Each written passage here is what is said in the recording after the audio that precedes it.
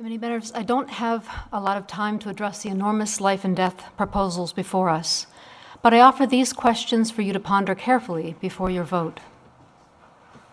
How can we explain to our surviving children that the very hospitals that welcomed them in their earliest days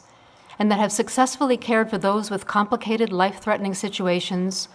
chose to stand down when it came to their tiny siblings?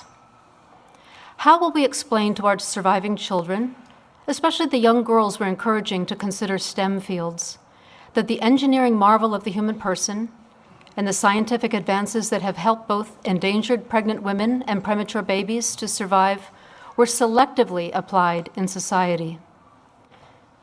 How shall we explain to our surviving children that although we claim to value diversity and the unique gifts of every person, we studiously ignored the unique DNA of the child in the womb and the tremendous potential each child brings to the universe if only he or she were allowed to survive?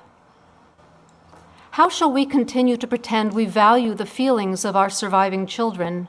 when we utterly ignored the highly developed senses of their littlest siblings who suffered excruciating pain at their dismemberment? How will we explain to our surviving children that although we welcome those with disabilities and carefully accommodate them under law to the best of our ability, those who were isolated in the womb with similar challenges were legally targeted and forbidden to take their first breath? How can we explain to our surviving children that although we claim to treasure safe spaces, not only from toxic environments, but even from unkind words or glances, at the same time we regularly invaded the human womb with poison and weapons, subsequently tearing little ones limb from limb? How can we explain to our surviving children that we claim to hold dear in our hearts those who struggle with issues of self-esteem and personal identity,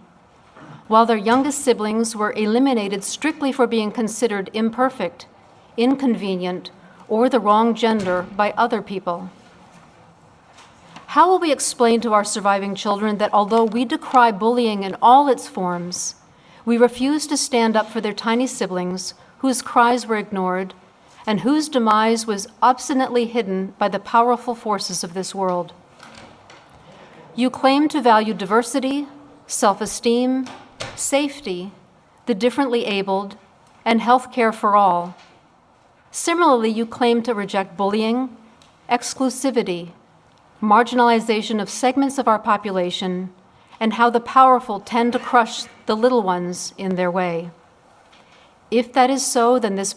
all these bills regarding abortion must be rejected on your own terms so that you can embrace your children, your nieces and nephews, and your grandchildren with integrity.